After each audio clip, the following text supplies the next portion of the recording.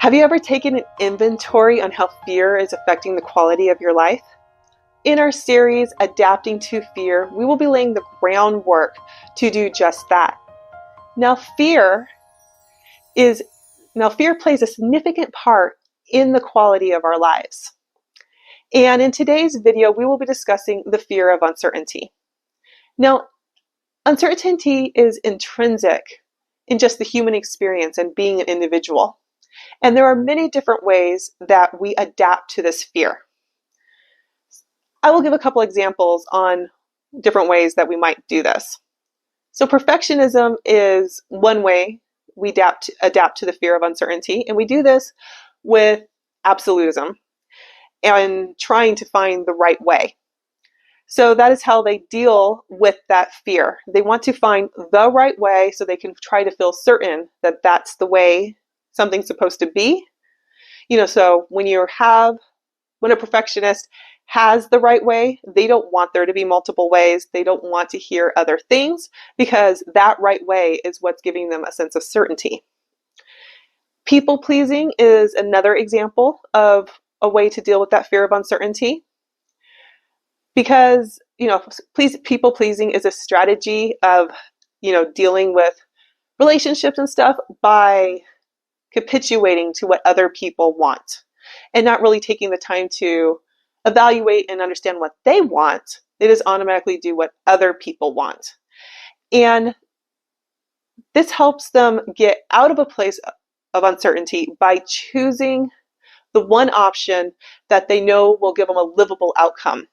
So it might not be a preferred outcome. It might not be a happy outcome, but they know it's livable. And so they're certain about that if they people please, they will get that livable outcome. Another example of how we adapt is nihilism. Now, nihilism is a way of opting out of responsibility. Because it starts believing that the only thing that's consistent is change, or that all the world is, going downhill. These different things. So this is the type of thing that you find in deconstruction stories. When you find someone who is trying to stay in deconstruction or starting to go down the path of all truth is relative, things like that. They're trying to find certainty in certainty. Kind of like that saying, the only thing that's consistent is change.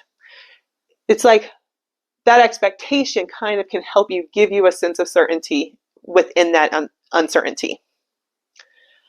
So those are just different ways that we have learned to adapt, and there's many more. So those are 3 examples. Now, one thing to be able to understand when it comes to this is that our minds make maps. And these maps are really easy to see in children when they're small, especially when they're learning language. So if you have a small child and say they learn the word cat, and then suddenly all animals are cats. Or the word house, now all buildings are houses.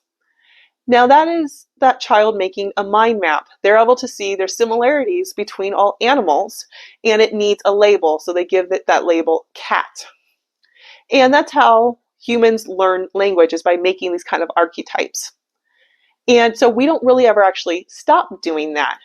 We do it all the time, and it's what allows us to process and deal with large amounts of information by grouping things together and then labeling it.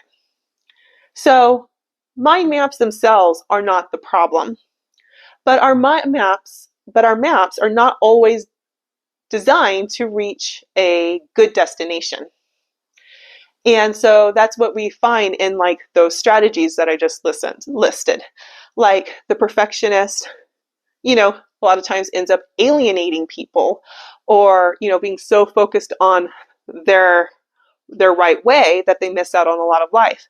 The people pleaser, never actually builds any personal sovereignty, or never actually knows who they are, so they're not able to share it with other people.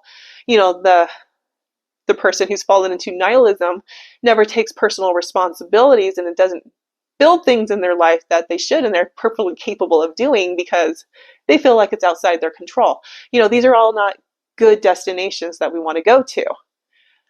But that's why it's important to realize that we have this fear of uncertainty, because that helps us find our mind maps and figure out how we are dealing with it. So here's some tips on how to start evaluating how you are dealing with this fear, and also getting maybe some application to start growing and taking control and building a better relationship with your fear of uncertainty. The first tip is to start trying to use degrees of uncertainty. Now, it's very often that we fall into these traps where when we're making decisions, especially on big things in our life, we really want to be certain about that decision. And to do that, we end up creating dichotomies or basically lying to ourselves or doing different things where we feel, okay, this is the decision I'm going to make. So if you can back out of that and use degrees of certainty and actually own the fact that you are not 100% certain on the decision you're making, that will allow you to start developing a better relationship with that uncertainty. Because we need to learn to be comfortable to make decisions even when we know we're not fully certain about them. And that leads us to our second tip, which is practicing honesty with yourself.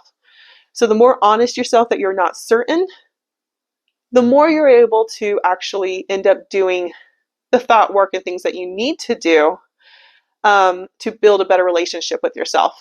So if you admit that you're not 100% certain on a belief or on a decision, then that'll start allowing this whole new world where you start asking yourself questions. Well, what if I'm wrong? What if this decision I make doesn't work out the way I want? You can start owning the consequences and knowing and deciding if you actually want to own the consequences if you're wrong about something or if things don't work out. And those are the types of things that are really important in trying to find who you are actually as an authentic individual. Because you want to know what you're willing to do, what you're willing to believe in, even if you're wrong, even if it doesn't work out. Those are the things you want to know about yourself. And our next tip is to cut off future mapping early and move on to experience while working on your own leverage.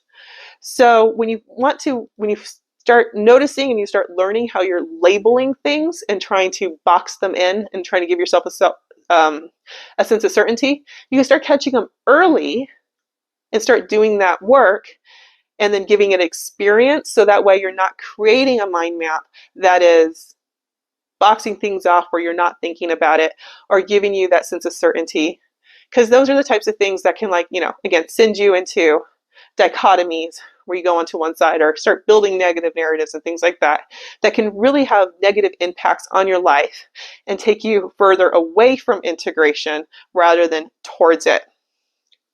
And our last tip is to speak to the instinct in you that tries to help you with uncertainty. So since we have this fear, there are parts of you, instinctual parts of you, that are trying to manage that fear, if you realize it or not. And it's really important to find and speak to that instinct, because the more awareness you have of it, the more you can talk to it. You can embrace that fear of uncertainty. You can create better mind maps on how to deal with it. And you can just become more comfortable with your life.